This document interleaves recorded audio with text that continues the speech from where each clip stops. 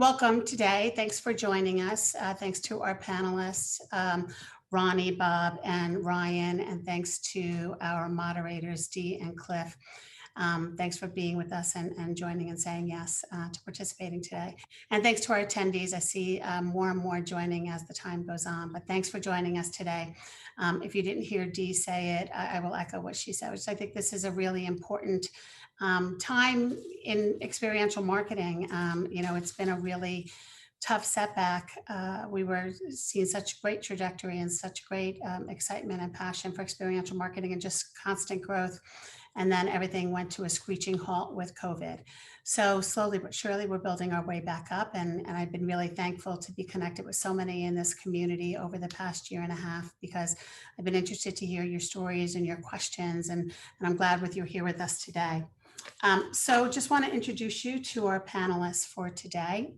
I take that back. I'm going to introduce you to our moderators for today. So Dee Hall and Cliff Regano are our moderators and also our committee co-chairs. They've been our co-chairs now since the beginning of 2021. Dee is the executive general manager for Advantage Marketing Partners, which is a conglomerate of many different agencies, and we're thankful to have her expertise on both, because she shares both the client side perspective and the agency perspective. And Cliff is the creative director and head of culture, content, and experiential marketing. It's a mouthful there, Cliff, with Jägermeister. So we could not only have a little bit of a beer start with Ronnie, we could finish off the night with a little Jägermeister from Cliff. So thanks for being with us, both of you. You've been terrific parts of the committee and really have brought forward so many great ideas. We've got a terrific panel today. This is we started our first panel in April, and Ronnie had been a panelist with us, as well as we had a gentleman from MasterCard, and then we had Verizon, and I'm going to Nestle, thank you so much, as our first panelist in April. And there seemed to be a lot of excitement about it, and I thought of, hey, maybe we should do this on an ongoing basis and track really what it looks like over a year's period. So this is the second in an annual, in a four-part series of where to next with experiential marketing. And our panelists today include Ronnie with us, head of experiential with Anheuser-Busch. I'm going to go in the opposite direction now. Ryan Jabara, who's the head of sports marketing and sponsorship governance, global marketing team at Citi. It's also a long title there, my friend. And Bob Bejan, who's the corporate VP, global events, production, studios, and marketing community at Microsoft. Wow, you guys have important titles. I like it quite a bit. I think it's a nice panel. It kind of includes evidently financial services, technology, and beverages. So I think it'll give us a nice cross-section of different points of view about what people are doing with experiential marketing and how they're approaching their plans. Jenna? So that's kind of my setup. I'm going to turn it over to Dee and Cliff. Please, as I said, for those who are joining us now, for the attendees, please use the chat. You can add any questions that you have in there for the panelists. Hopefully we'll have time for them at the end. You can also ask any questions of us here at the ANA. And now I'm going to be quiet and let Dee and Cliff start us off. Hey, good morning, everyone. Super excited to be here. As Gina mentioned, I've been doing this a while. I've spent probably the greater amount of 25 years specifically in experiential marketing, and there's a reason for that, and it's because I freaking love it. And so as we're talking about where we're at now and some of the setbacks, I also want us to celebrate as we talk where this discipline started and where it's at now. And even though we've had some hiccups for things that we can't control, I think the positive momentum of experiential marketing, and for all of you listening, whether you're on the client side or the agency side or the vendor side, let's celebrate what's yet to become another great year for us, I think, going into 2022.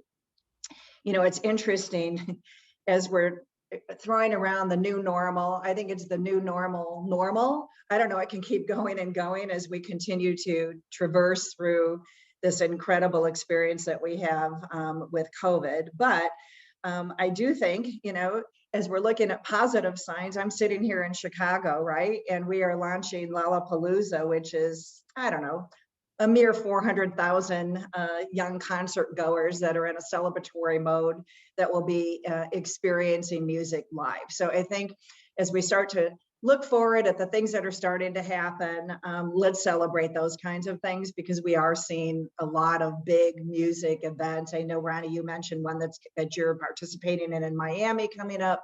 So let's celebrate that and know that we're still going to have some bumps in the road as we go through it, but that there is light at the end of the tunnel. So let's feel good about that as we talk this morning.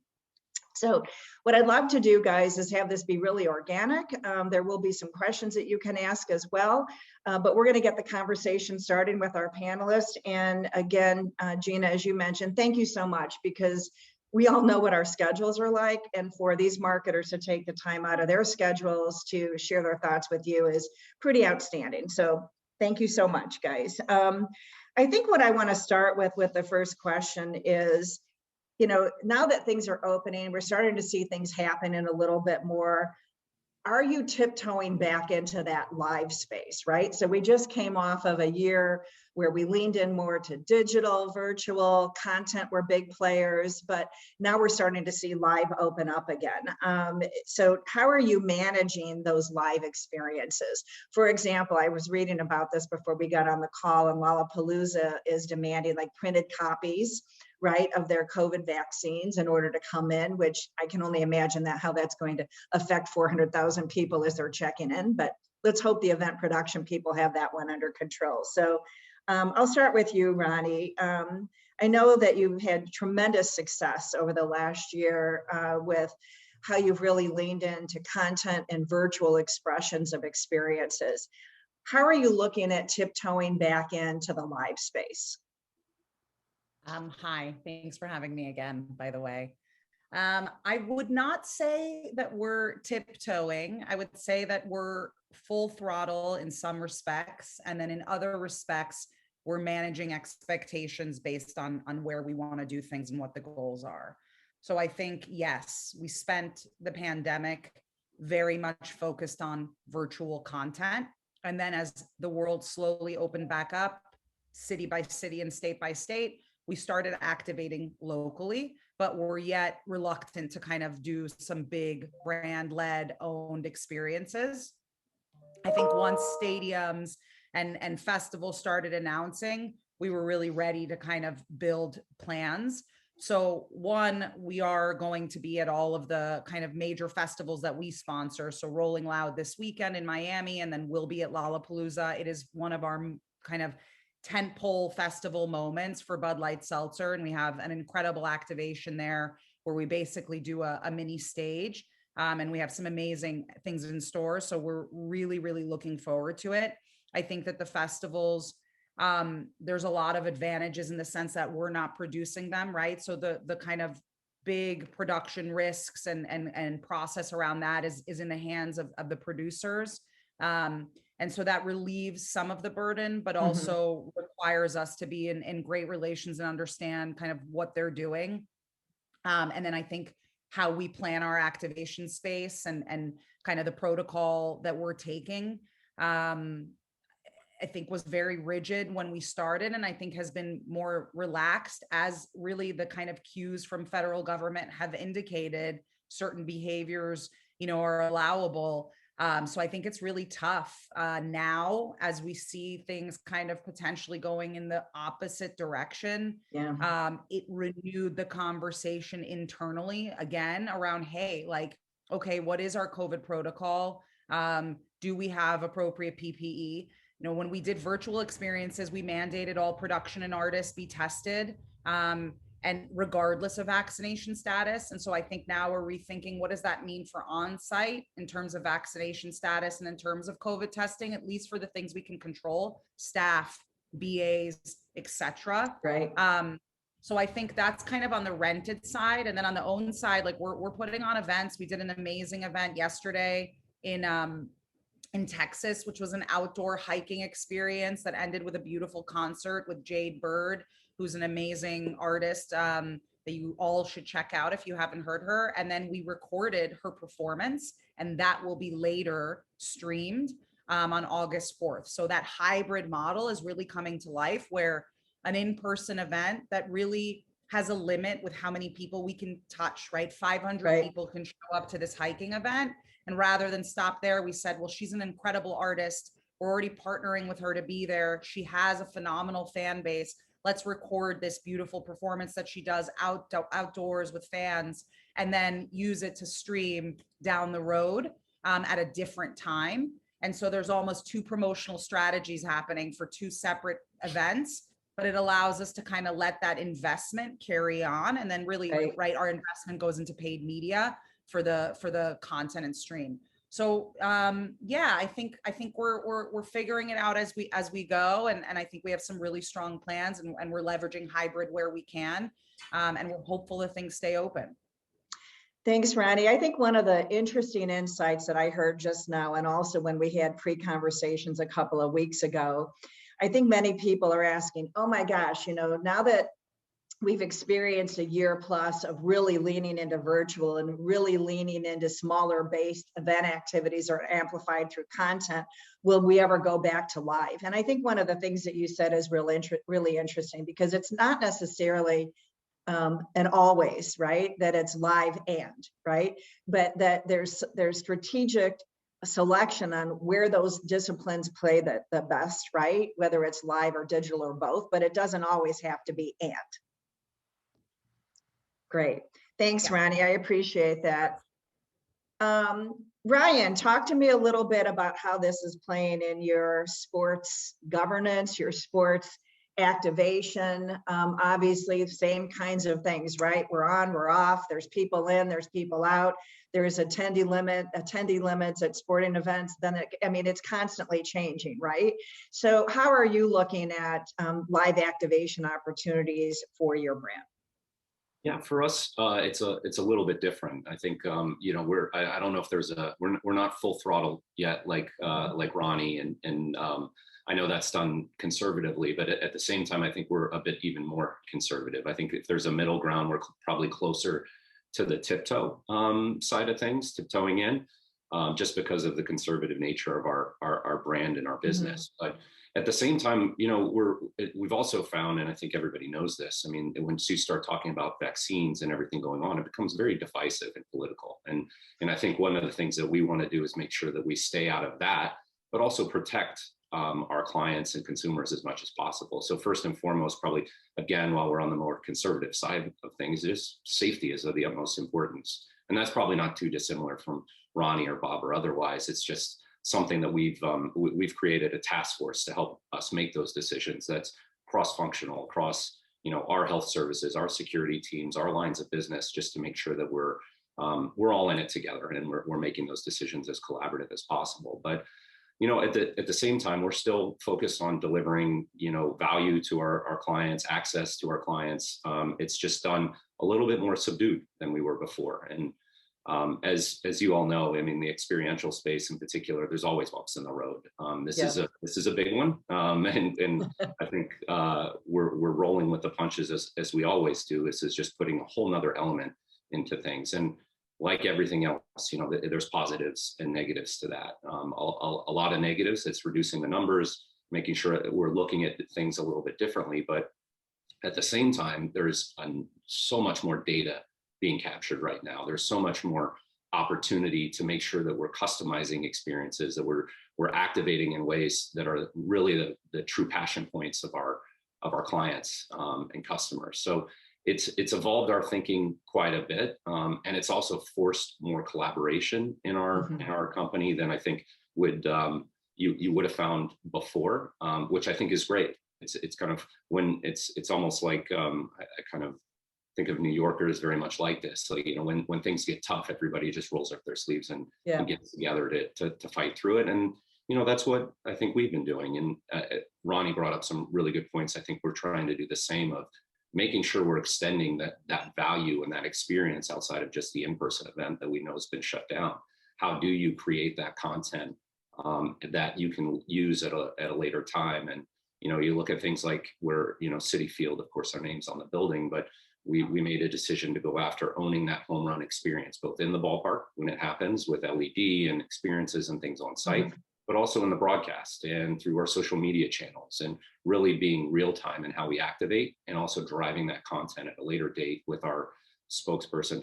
Doesn't hurt, he just won the home run derby, and Pete Alonso. So, it's those kind of more holistic ways of engaging consumers and trying to use those moments, even though whether we're stuck at home or we're brave enough to fight the crowds.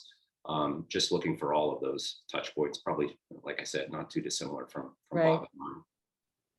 Ryan, it's interesting, and I continue to hear this. And I think that, one of the positives that has come out of COVID from a marketing perspective, if you can even call it a positive, or maybe I should say one of the outcomes is more collaboration, less silos, and groups that were forced within companies, even though we've always been trying to push integrated marketing and, and having experiential marketing at the table and really pushing these conversations. I think it kind of turned that we were the ignition for a lot of brand marketing plans versus in the past, and the collaboration that was forced, it had to happen because that's what we had to do. So I think it's one of the great outcomes that came out of it. Cliff, did you want to say something? No, I'm just listening, and I find all of this fascinating. I think we're covering some great points, and just in sort of closing this loop, right? I would love to sort of hear, just from Bob about how he's approaching things from the Microsoft side, and how you're looking at this return to consumer experience that may be shifting now. Well, this is a great panel because I think we represent really different points of view. Absolutely. Our Microsoft, it's been one epiphany after another for the last 15 months for us on the experiential side, in terms of not only being able to really get a handle on measurement like we've never had before, but the reality of it being so much more effective and inclusive. And like the data is so powerful around it. The things that we're trying to accomplish in terms of reaching new customers, activating, existing customers, targeting specific audiences effectively. Having 15 months, and it was a great gift that our company gave us to allow us to just cancel everything and stop worrying about it and just focus on what it means to be digital. I mean, it was an incredible learning experience, certainly, but the truth is we uncovered basically, I think, a new vein in the way we communicate with our customers that we're just not going to surrender. There's no going back from that.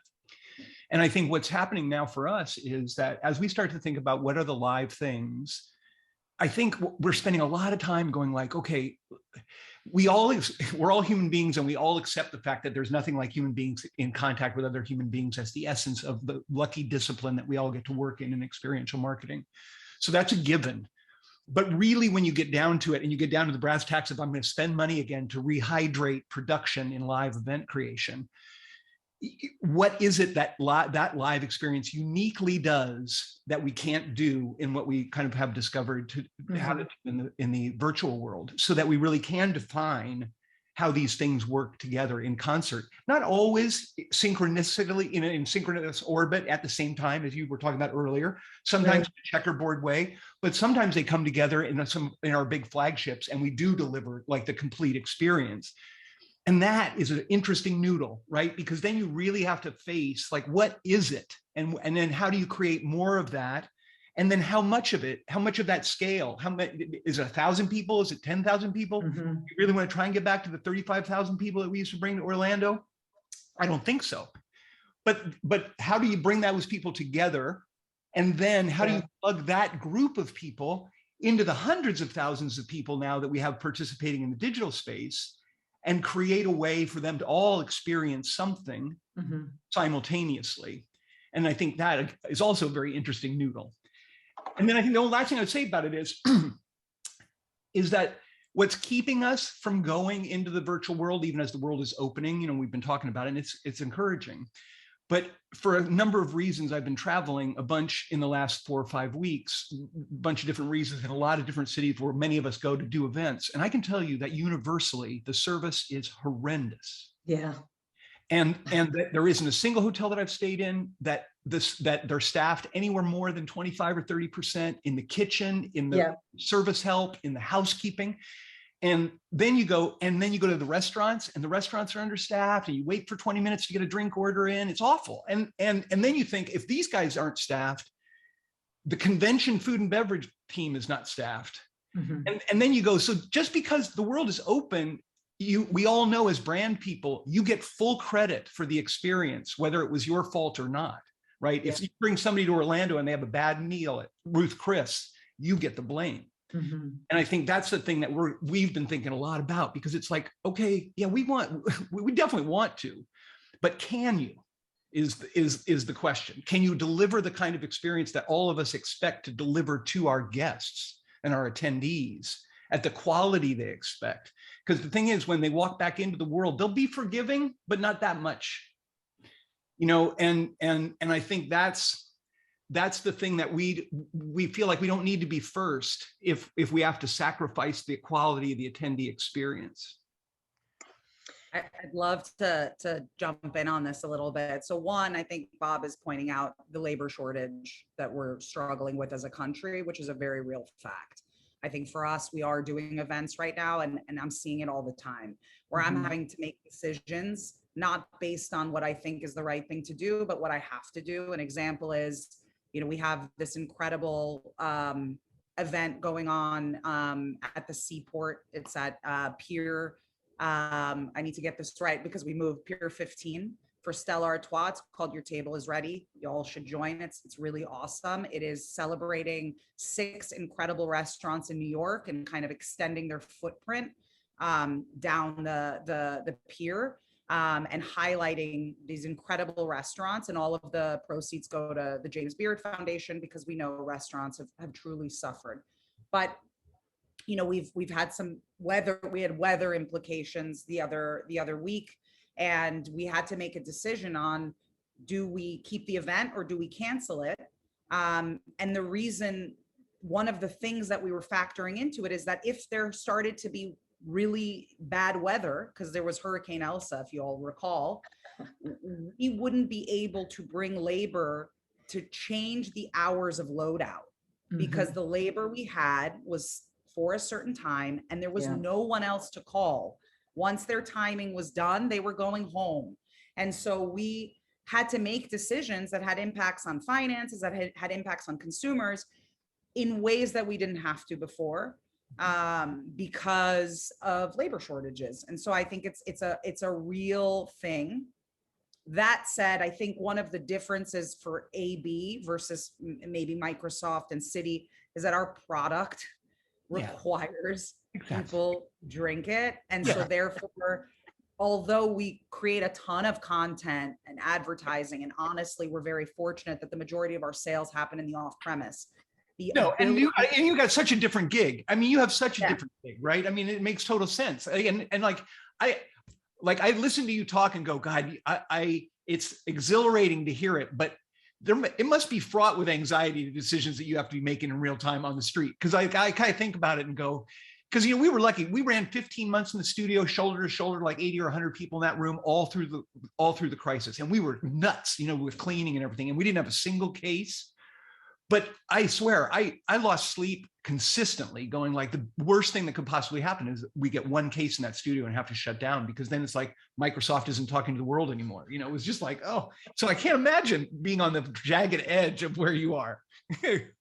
We had to cancel virtual things too because of the state of COVID, right? Like, if you recall, like there were times where, you know, we had this incredible artist book to do an incredible live stream, and then California shut down, and then the unions wouldn't work. So it's like, I mean, at this point, it's like, to me, we can only keep focused and keep trying to solve one problem at a time, and not, you know, what I try to teach my team is just to like, take a deep breath. We're going to sort it out. It's going to be okay. Like, it's all right. And the world is not going to end, whether I want to believe that our impact is that immense, but the world will not end whether we do our event or have our experience. So we will figure it out. But I actually think, you know, Ryan, you mentioned some of the positives that have come out of this experience. I mean, the team is so much smarter and agile and prepared than they've ever been, because of their acumen now in tapping into media, tapping into data, tapping into content, and also because their ability to make hard decisions under duress, under, you know, crazy things, having to consider the safety of people having to interface with security and government affairs and all of these things. So I look at it like, man, I keep saying it, if there's a silver lining, we will all be better at what we do because of it and more tuned in to consumers. So I think that gives me hope. Yep. Your greatness is defined by the way you respond to adversity. Well, and no better group of professionals. I'm sorry, I'm the poster child. I admit that freely. No better group of people than experiential marketers that know how to be scrappy and know how to be strategic on the fly and know how to fix problems, right? It's a group of solutionists. Boy, oh boy, thank goodness we are who we are, because all of us are keeping us floating during this incredible time. So Cliff, did you want to ask another question? Yeah, I mean, all of this is fascinating, and I find it all tremendous that you guys, through all of this, have really focused on keeping the consumer first. It's really about what does the consumer, want. And sometimes, to your points, you'll notice that, life changes around you, and you take your event and you replicate it virtually, and then sometimes, life changes you, and you need to completely adapt. So I am most interested, and I'll start with Ryan. I'm really interested to know. So as you looked at, through all of this change, and as you looked at the last 18 months, maybe specifically the last 7, because it's been quite tumultuous, what has been the sort of principal North Star for you as you've said, I need to keep the consumer first. These are the shifts that I'm going to make. And if it's one best practice or a macro view of how you've sort of looked at it, just super interesting within that your space specifically on how you look at the consumer shifts and then the reaction to it. Yeah, it's been, I go back to safety, and especially with our clients, like we've been purely focused on that, but at the same time, trying to create as many virtual experiences as possible to fill that void. We finally kind of, I think, gotten around that corner, and this is probably a little bit dated, but I feel like we just in how we operate and how conservative we are, we're a little bit like wait and see. We're not going to put any of our, especially our high net worth clients and as well as our card members and City Blue clients in any sort of adversity. So it's such an interesting juggling act, but what we have found is that now that we're coming out of it is that people are ready to spend their money on these events and engage and be there. And there's this shift away from, I know everybody's talking about it, but away from the bucket list and onto the living list, and paying for that, making sure that whatever experience you have, and Bob just mentioned it, that it's going to be good, it's going to be high end, it's going to be as good as it could possibly be, and they go in with that mentality. So I think what we're trying to do is really, more than anything, communicate with our clients and our consumers before they come into the experience, so that they go in eyes wide open. Whether that's with vaccine cards on your phone or an app that you need to come prepared with, and following up. And we have the ability to do that, especially when we've reduced the number of people. Like if we have an event or if we have a suite that has 30 people, we'll only keep 10 in there. And that gives us that much more ability to have that high touch and communication with our clients. So that's been, I think, really a blessing in that we've reduced the number. It gives us that ability to have more of a relationship and more communication, so that anytime you go into something, you know exactly what's going to happen, and we're on site to be able to manage it, depending on how any bumps in the road that come along the way.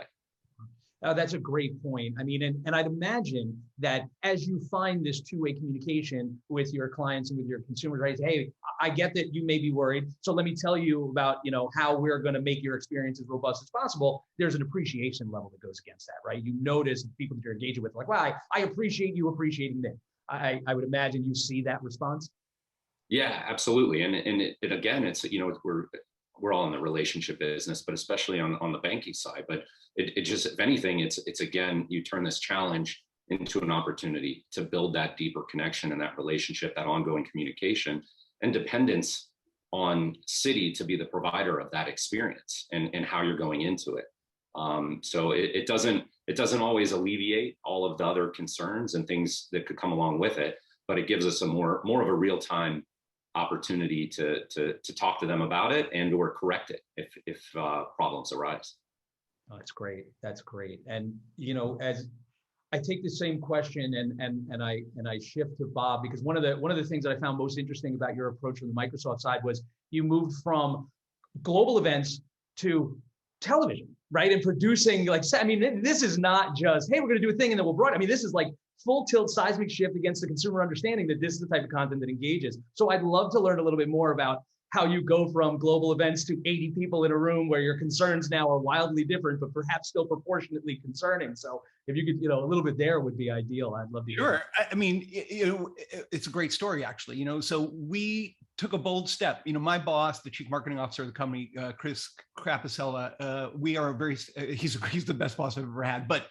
But he is an enabler of risk taking. And so when we came back together, we flew back our last flight before the lockdown. We flew back from NRF in New York, and things were coming, and you could feel it. And we said we had a senior leadership team meeting presentation. Basically, Satya, our CEO, and his directs. And I pitched him then to go, what we should do is there's a huge opportunity to go, let's cancel everything and then just forget it. Eat the cancellation costs or claim force majeure because it's coming. And then focus on how do you create an experience in the digital space singularly. And he goes, how long do you want to do it? I go, till the end of our fiscal year next year, this month, July now. And he goes, wow. He goes, that'd be bold. And so we went in and asked for it. And Satya was the first one. He goes, you should absolutely do that. And then he immediately went to our engineering leads, guys that run Teams and Azure, and go, are you guys willing to support him to do this so that we can run it on Microsoft technologies? And they both said yes immediately. And so we were off and running. And that was the greatest gift we ever had. And because then what happened is we could say to the team, look, here's the deal. We are still experiential marketers. Like, that's the core, right? That's a truth, D. It's totally true. So the challenge is, and we know how to do it in the real world, right? You walk into a dumpy room, you know how to make it better. You walk into a gorgeous space, you know how to make it great, right? That kind of thing. So it's like, okay, these are the things we have. It's Apollo 13.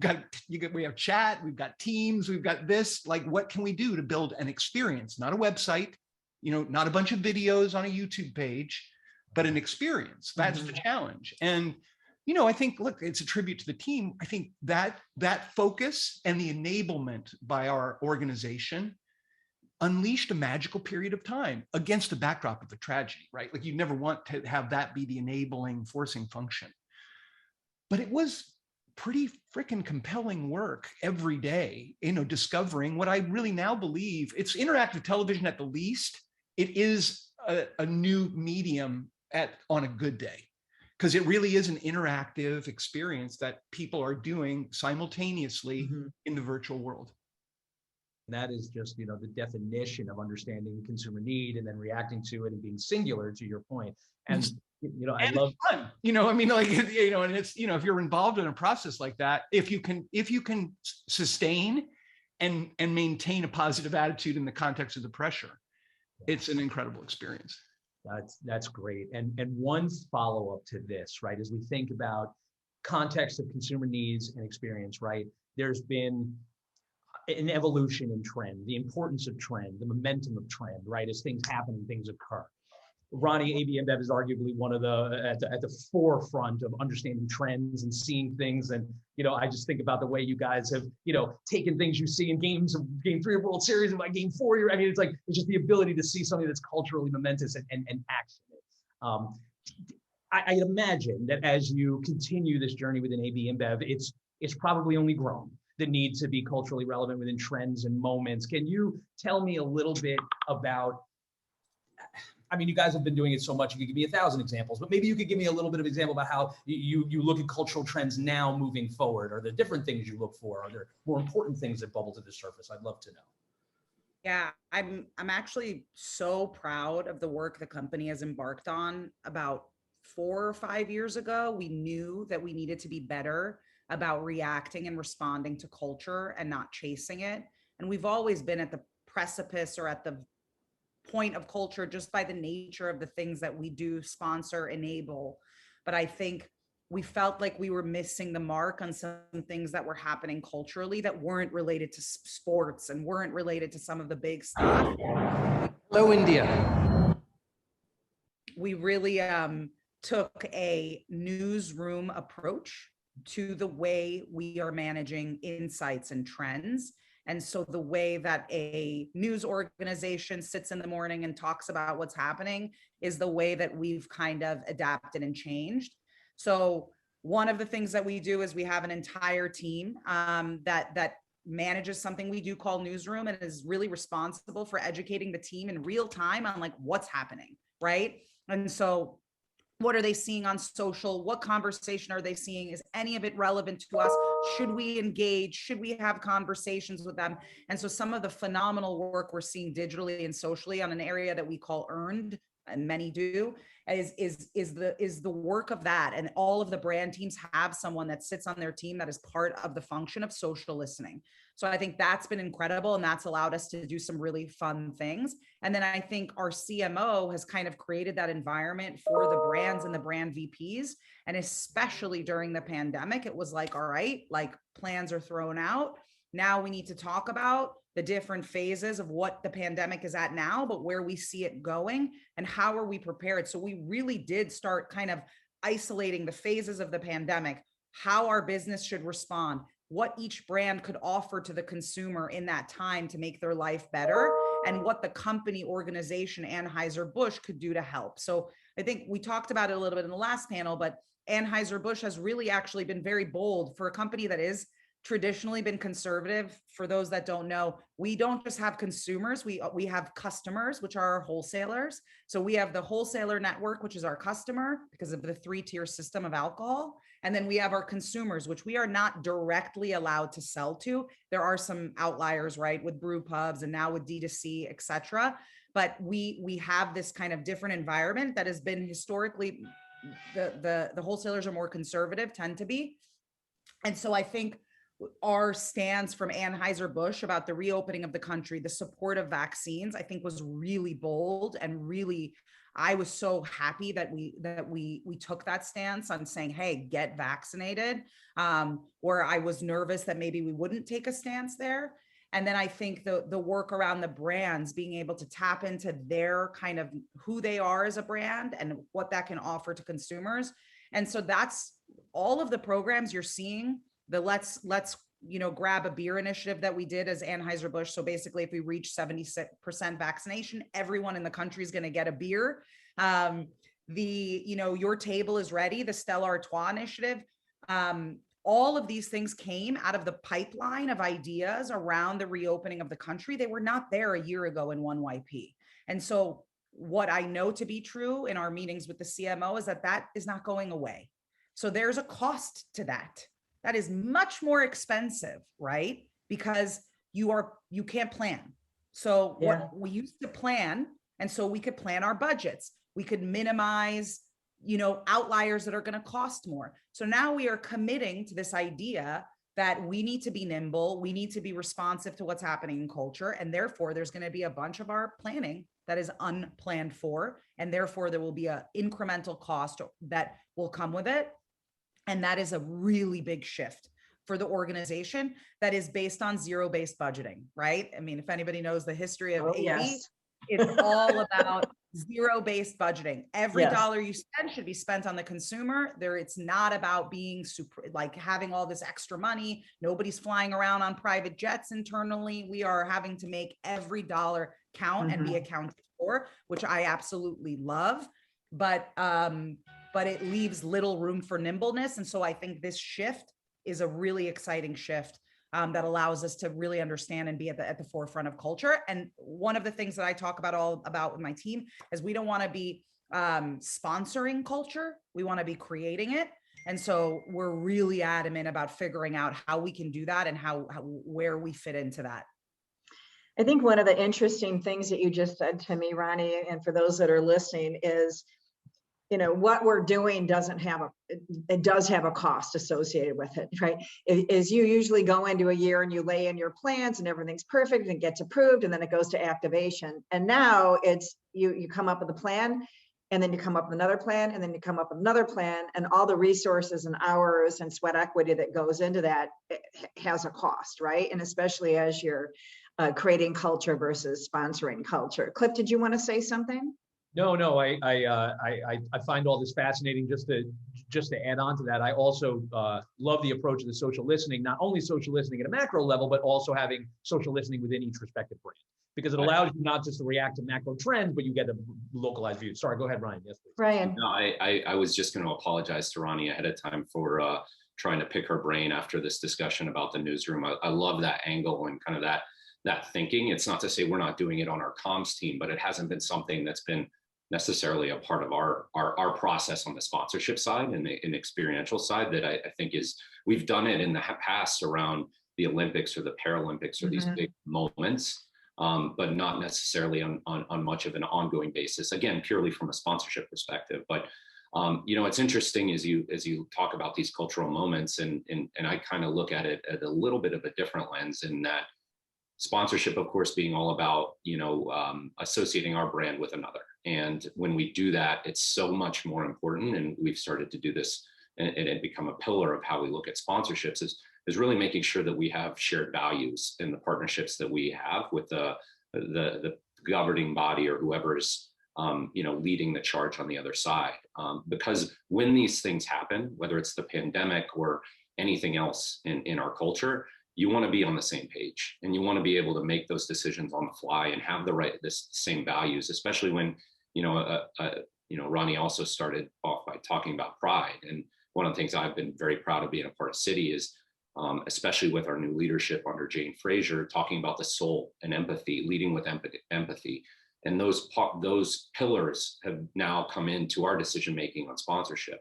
And it forces you, again, it allows you to just be able to make those decisions on the fly with your partners. It's deepening your relationships with your properties, as well as you try to all figure this stuff out as it comes at you. You're kind of in the trenches in it together. And the perfect example is our International Paralympic Committee sponsorship, getting ready for Tokyo. That has been nothing but one hurdle after another. But again, if you're in it for the cause, and you're in it to kind of broaden awareness and really around the disabled community, and really talk about these special athletes and their prowess that they have, this amazing ability that they have, like that's what we're all in it together to do. And so it doesn't matter if the Paralympics happen without a hitch or not. We're still just constantly supporting each other in those efforts, and trying to figure out the best way to do so and roll with those punches. So it's just been really interesting looking at it holistically in that way. Yeah, that is tremendous. To paraphrase Bob earlier, adversity not only builds character, it reveals it, right? So you find yourself, as you are in these moments, defining what City believes. You're putting real meaning behind your efforts, which is different, maybe perhaps, than how we've looked at experience previously, right? Maybe that was very singular to the person, but now it becomes wider and about the things that are right and the things that we should be doing versus the things that we just do inherently.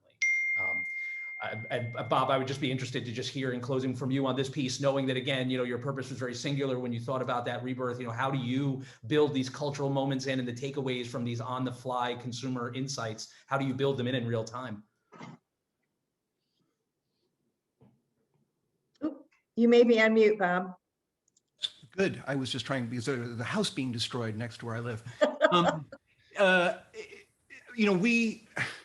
We basically we completely reorganized our team from the ground up, from what was a very portfolio driven by kind of audience and type of event, very much like an advertising agency would run, to what is now really a functional organization that is built around what we now think of as the digital core, but is easily expandable. I mean, think of it like an accordion, kind of expandable to take on the live elements. So every production piece now is looked at as a component that gets built out or onto the digital core delivery of any event. There are a few events that we'll do without a digital core, but very few. And so, because again, this notion of inclusion, even for internal events where you want people that can't make it to be able to experience as much of it as possible. So that's the way I think it's turned us into a pretty nimble organization, as evidenced by, kind of in response to the what happened with the Black Lives Movement and, kind of all of the civil rights unrest last summer, we were able to respond quickly and work with our HR and D&I organizations to stage Include, which was, quite a moving 2 days of, not really anything about us, but just really kind of focused on the issues at hand and things like covering and, the things that affect people tactically in the world.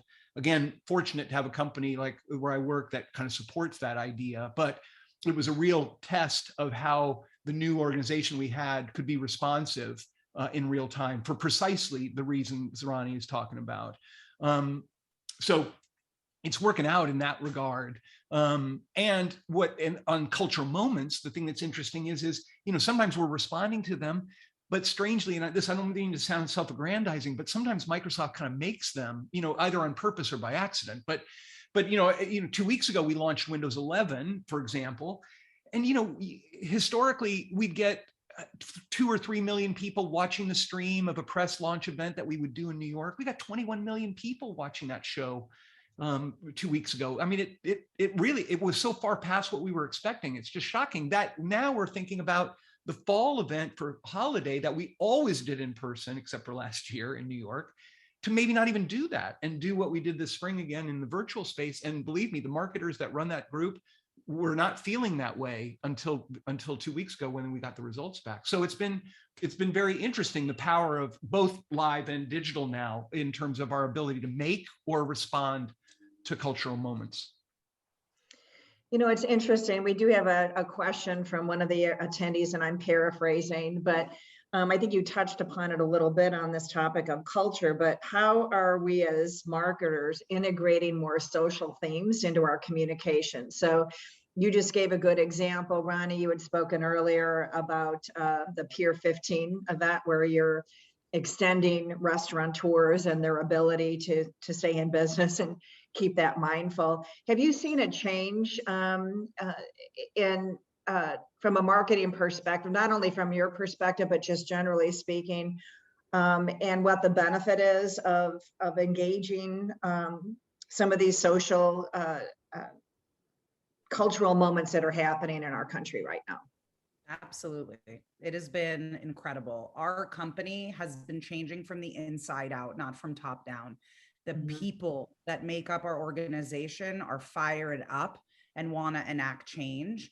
And they have taken the initiatives upon themselves. And so many people are a part of a ton of organizations in our company that they don't have to be, that they spend a ton of time outside of work, that they're not paid for, that they take it upon themselves. And I think I have some opinions about that and whether, and I think we should be hiring experts in these fields to enact change, but I think it's been really inspiring. So one of the things that we just did, the company created a diversity, inclusion, and equity playbook. And what it is that for all marketers internally, whenever you're starting a project, a commercial, a piece of work, that you go through the checklist and make sure that you are trying to, or that you are enacting some of these things. Some of the examples are who's working on your production, who's behind the camera, who's in front of the camera, who are you vetting? If your work is targeting a particular consumer segment, how are you vetting this idea? Who are you talking to get their feedback and their opinion, right? And so it's this deep, and I'm paraphrasing and I'm not even giving it the power that it deserves. But I think that has been incredibly powerful, because it's not about just like, hey, we're committed to hiring, diverse and be inclusive, but it's also about how are we spending our money? How are we enacting change in the work that we do? And in the organizations that we support, of course. And so for me, it's been really, I want my team to represent our country, to look and absolutely be and feel the beautiful rainbow that is our country. And so I also want the agencies that I hire to do the same. And I think something that one of my consultants said is nothing with us without us.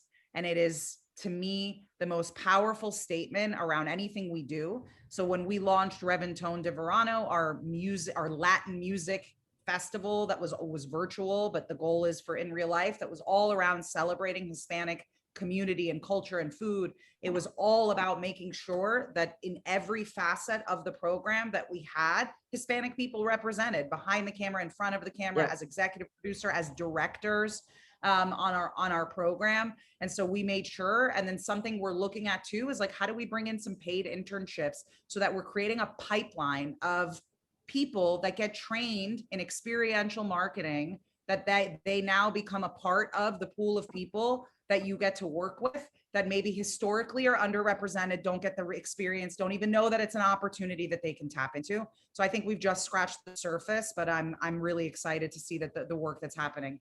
Well, I love that. And I do think that it's one thing to talk the talk, but if we don't all start walking the walk and start building this infrastructure for people of color within our organizations, then that's a huge, huge miss.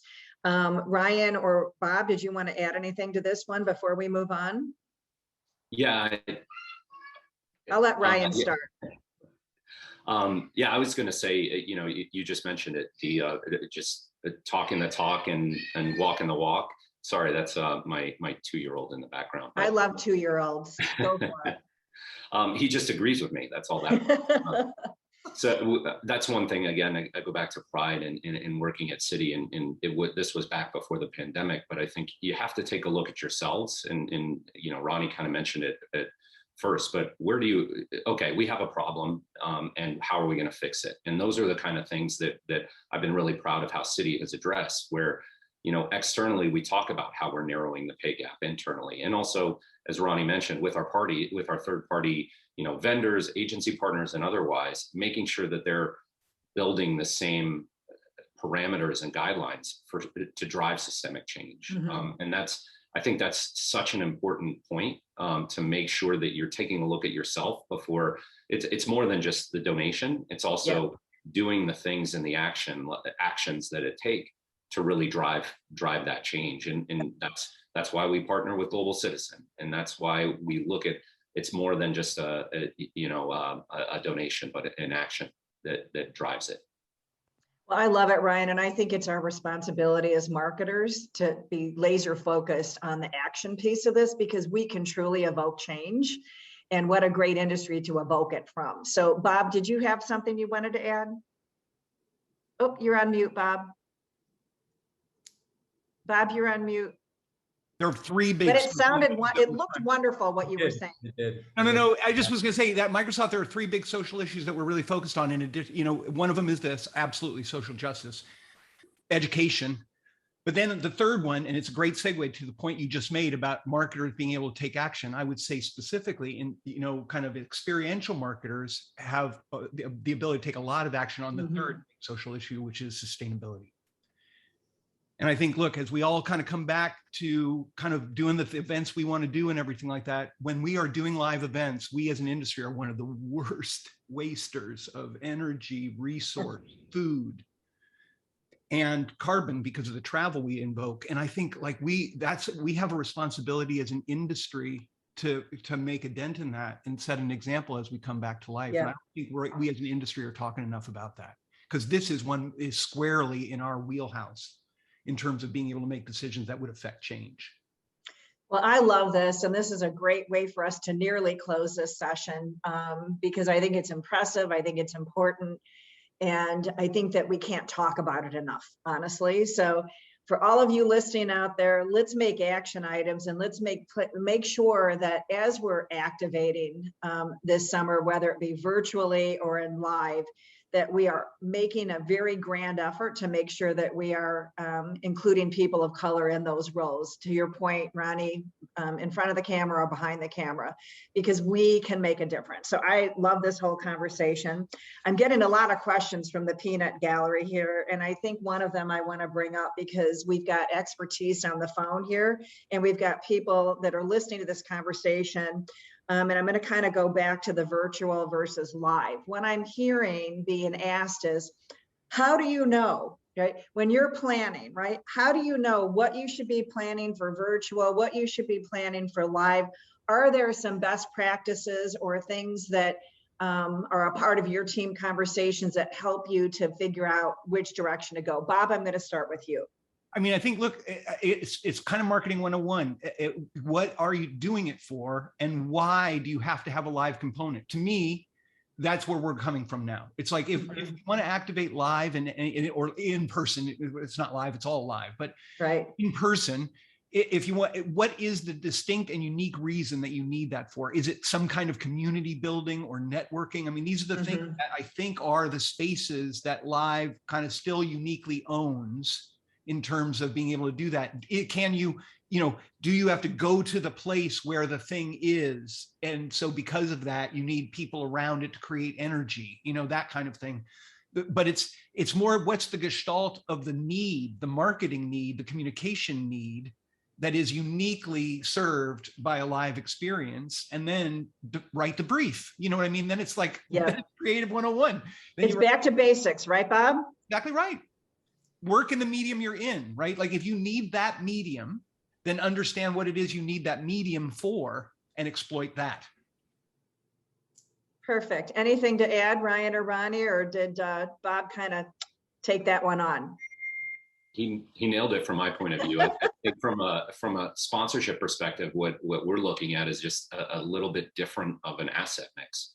So leaning on our partners more to be that turnkey production house that can add more than just the tickets and hospitality, kind of the blocking and tackling, if you will.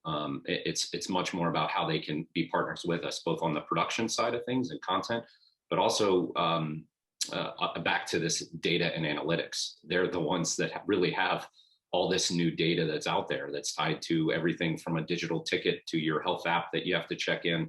There's this unmined territory, this of data and analytics that will lean on, more of our partners moving forward in the sponsorship space. Yeah, I was gonna say, and Ryan added it, I think it just depends, like everything Bob said is true, but I think we function in the sponsorships world and we function in the owned events world. And so I think in the owned, we have a lot more control over saying, hey, these are our business objectives. These are the things that we're trying to achieve. So what are the tools we need to use to do so? And how is that going to serve the consumer and our brands? And then we figure out the path forward, right? And then I think for our sponsorship partners, the pandemic and this hybrid or virtual, that has forced us, to Ryan's point, to look at how are we creating a sponsorship deal and what's included in there. So now we're looking beyond just what was, hey, we're sponsoring your event. What's our on-site? What's our category rights, et cetera? And how are we now getting something digital or virtual or whatever that may be? Yeah. So I think that's an interesting push as well. I totally agree with you. And, we do a ton of sponsorship and third-party work as well. But I think what you're pointing out is really true. I don't think we've ever had as much editorial voice as we have now coming back to the table. And I think that, I think all three of us are doing a great job exploiting that opportunity, because I don't know about you guys, but a lot of these third-party providers and producers are fumbling around trying to figure it out as well. And so the opportunity to be articulate and influence what these things become, I think we have an enormous opportunity because we're the people with the checkbooks on that set of shows and experiences. It's really interesting. Yeah, and I think it's actually, you point out something fascinating to me, which was like during the pandemic, and it was unfortunate, a lot of our partners just couldn't figure it out. And so we really just went on it on our own. And there was so much more ROI and value to it. So it was like, hey, you guys have never really had to figure out how to market your festival because you sold out tickets on day one. And now you're doing a live stream and 4,000 people are showing up. I'm not sponsoring this because I'm doing a live stream and I have 15 million people showing up. So thank you, but we're going to pass for the year unless the value and the partnership is going to be changed. And it's a bummer, right? Because these are people that we have amazing relationships with. Like, if you're not willing to be innovative and take risks, and it's hard for companies that are dependent on sponsorship dollars, they don't have a marketing package that they can tap into. So I respect their challenge, but I got to hustle to do my thing. So it's but here's the thing though, I think, Ronnie, like, this is the thing that got very clear to me about halfway through the pandemic. You're absolutely right. All these promoters that are basically just promoters, right? They're just doing those shows and kind of building their budgets and making their profits that way. Totally fine. But just like many of us in the events industry, and I hate to admit it, me too, I think we were a little intellectually lazy because the potency of live events is so powerful. All you have to do is go, oh, we do live events. People, oh, awesome. You know, A just little complacent, Bob. okay, but I wrote intellectually lazy in my review to my boss, but I think it was because there's all this year there have been so many times I've gone, God, this was all here. We could have been doing so much of this 2, 3, 4 years ago, but we just didn't, you know, because Right. it was enough. You're right. You're right, Bob. Yeah, totally right. I would also say though, the experience, there's a different sort of demand for that experience now than there was then, and people were a little bit, complacent about getting the experience that was taken away from them for 15 months. So now there's just so much more heightened awareness, and it's forced us to be smarter and use that part of the brain that we didn't have to tap into before. Yeah. So it's an interesting, this goes back to the question around, how it's, consumer behaviors are changing. And that's such a big one that is, again, forcing us to collaborate, to think differently and come together like we have. Super. Well, we're just a little coming up on or just past noon. And so I'd like to close with a few things that I heard from the panel session today. But before doing that, I just wanted to thank you so much. I don't know if you even realize how valuable this is for those of us listening and those of us trying to figure this all out. And for those of us that have maybe come from a complacent place and trying to get a little bit more entrepreneurial and scrappy and innovative. And I think this is a time that we've all had to embrace risk. I don't care what side of the fence you're on. COVID has really forced us to embrace risk and to invest in risk. And I don't think that's a normal place or thing to be. So a few things that I jotted some notes, a few things that I really loved that I thought were inspirational or really important coming out of this. And one of the things was what you said, Ryan, is from bucket list to living list. I think that's such an impactful comment because we're always been talking about consumers want experiences, more of the things, et cetera, but I think they want them now. And so I think we're seeing that happen with like the influx of travel for people that have maybe never traveled in their lives that are trying to get on that next plane out of the country. So I love that. I also loved, Ronnie, the newsroom. And there's a million reasons that I love the newsroom. And it's really a traditional public relations tactic, right, that you guys have brought in-house and set fire to. And I do love that. I think that one of the things that you said, Ronnie, is all of this has made us smarter. And I think I've actually heard that from all of you, but we've all had to get smarter really fast. And I think that also impacts, I'm sorry, I've been talking about silos for I think 25 years, but I think it's really bust through some of those silos, not because we wanted to, because darn it, we had to, right? So I think that's a really cool thing that's come out of this. I think one of the other things that was said, and maybe it was you, Bob, that said that, we have to look at digital in a new vein, in a new way, and how we communicate to customers. And from a lot of the questions that I saw coming, everyone's trying to figure this out, but I think it's right on that it's going back to the 101 of marketing and really trying to figure out what you're doing and why and what that end outcome is, as opposed to just, let's all go virtual, right? Because that's what we think we need to do, when in essence, it may not be what we need to do for all instances. And then lastly, I just feel like the collaboration that's germinated out of COVID has been something that I hope we never go back to having those walls or those silos again, because I think the work that we're seeing as marketers coming out of COVID is probably the best work that we've seen in experiential marketing, or Ronnie, as you had referred to this 3 months ago, experience marketing. So thanks a million. Love the time, love the energy, love this discipline. And for those of you out there listening, there is hope. Let's keep taking one step at a time, solving one dilemma at a time, and we will get there. And we look forward to having another impactful, exciting, passionate panel discussion 3 months from now. Who the heck knows what we'll be talking about then? I'm not even going to forecast it. But thanks a million. Cliff, Gina, do you want to have any closing comments? Nope, just to reiterate, Bob, Brian, Ronnie, thank you guys so much. tremendous honor and privilege to have you guys here. I always learn a lot in these interactions, and thank you guys for all the time today. Very much appreciated. Thank you to Gina.